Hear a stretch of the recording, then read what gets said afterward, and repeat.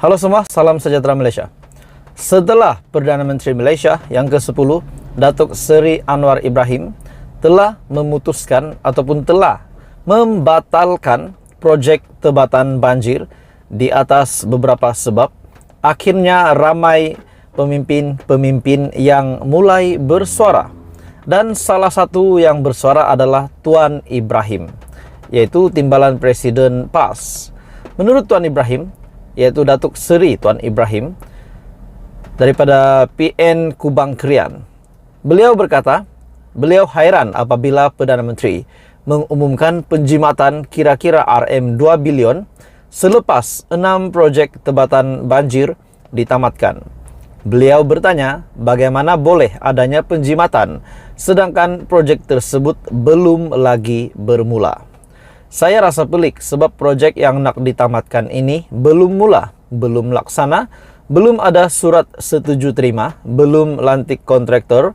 Bagaimana kerajaan tiba-tiba nak umum tamat perkara yang belum mula, yang peliknya umum penjimatan. Okey, itu pandangan daripada Tuan Ibrahim.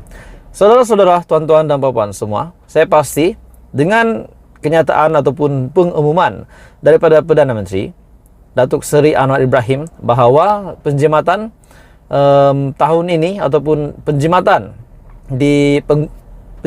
penggunaan kewangan ataupun ekonomi di negara Malaysia pada hari ini di bawah pimpinan Datuk Seri Anwar Ibrahim, maksudnya mesti ada sebab kenapa Anwar Ibrahim membuat kenyataan tersebut, dan berkaitan juga pembatalan projek tebatan banjir. Menurut Tuan Ibrahim, saya fikir kalau kita tunda projek tersebut, bukan penjimatan dapat dicapai, tapi kerajaan berdepan kerugian pula, menurut Tuan Ibrahim ketika membahaskan Belanjawan 2023 di Dewan Rakyat pada Rabu. Tegasnya, Perdana Menteri Datuk Seri Anwar Ibrahim perlu menjelaskan isu penamatan kontrak itu kepada Dewan Rakyat. Datuk Rosol Wahid dari PN Hulu Terengganu kemudian mencela, menyatakan Perdana Menteri mungkin tidak faham apa yang dikatakan beliau berhubung isu tersebut. Okey, saudara-saudara, adakah memang Anwar Ibrahim sebagai Perdana Menteri tidak faham apa yang diusulkan? Okey, kita teliti semula. Beliau sebagai Menteri Kewangan dan Perdana Menteri yang telah membentangkan Belanjawan 2023, dan kita dapat lihat adakah komen hari ini daripada Tuan Ibrahim dan juga daripada PN Hulu Terengganu mempunyai motif politik ataupun memang mempunyai satu tujuan, yaitu untuk kebaikan.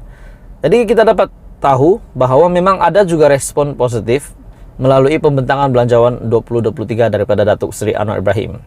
Projek tebatan banjir, setuju atau tidak apa yang dicakapkan Perdana Menteri, mungkin tak faham apa yang diperkatakan atau tidak faham burung tiung bercakap soal Rosol. Jadi saudara-saudara, adakah kenyataan mereka ini memang mempunyai niat untuk melawan, semata-mata untuk melawan ataupun untuk kebaikan? Disebabkan kita tahu PN adalah pembangkang pada hari ini. Dewan kena dapatkan penjelasan yang jelas tentang isu ini, balas Tuan Ibrahim.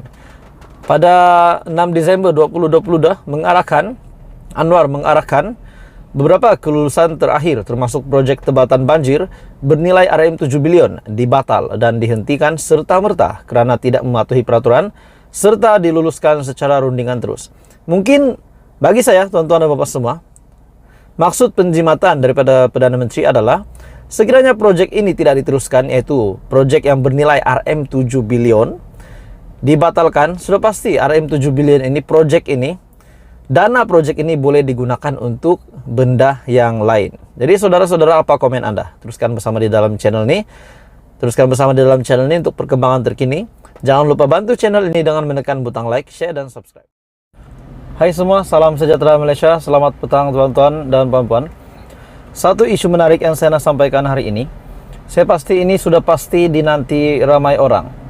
Akhirnya SPRM buat satu lagi keputusan, satu lagi pendedahan yang bagi saya ini memang mengejutkan. Menurut satu kenyataan ataupun artikel dari Malaysia kini, SPRM tahan reman Bendahari Agung Bersatu. Oke, saudara-saudara, setelah kita tahu bahwa suspek untuk isu Jan Wibawa, yaitu Presiden Bersatu sendiri, Muhyiddin Yassin, dan Wan Saiful Wanjan yang juga telah didakwa bersama dengan Adam Radlan, dan Tengku Zafrul juga sebagai saksi. Hari ini pula kita mendengar SPRM telah menahan Reman Bendahari Agung Bersatu. Saudara-saudara, ini satu pendedahan yang mengejutkan.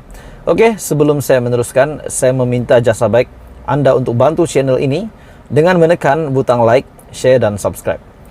Seorang pemimpin kanan Bersatu ditahan SPRM ataupun Suruhanjaya Pencegahan Rasa Malaysia untuk membantu siasatan agensi terbabit.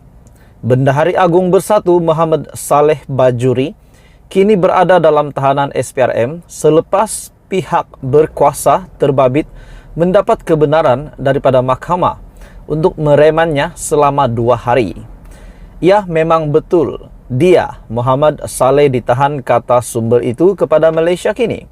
Oke, saudara-saudara, saya rasa ini satu lagi tahanan yang pasti mengejutkan Muhyiddin Yassin dan seluruh kepimpinan Perikatan Nasional dan semua parti-parti komponen di dalam PN. Muhammad Saleh mempunyai latar belakang sebagai ahli korporat sejak beberapa dekad lalu. Dia dilantik menjadi Bendahari Agung Parti Bersatu ataupun parti berkenaan pada tahun 2016. Terdahulu, portal Desta Online yang memetik sumber tidak didedahkan identitinya mendakwa SPRM cuba memohon lanjutan tahanan Reman Muhammad Saleh.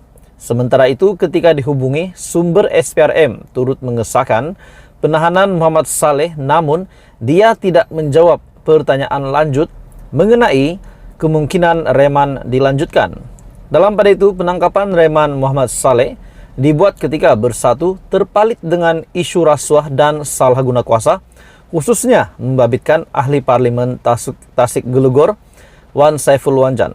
Jadi saudara-saudara, satu demi satu nama yang akhirnya didedahkan, satu demi satu nama yang menerima dakwaan dan juga ditahan.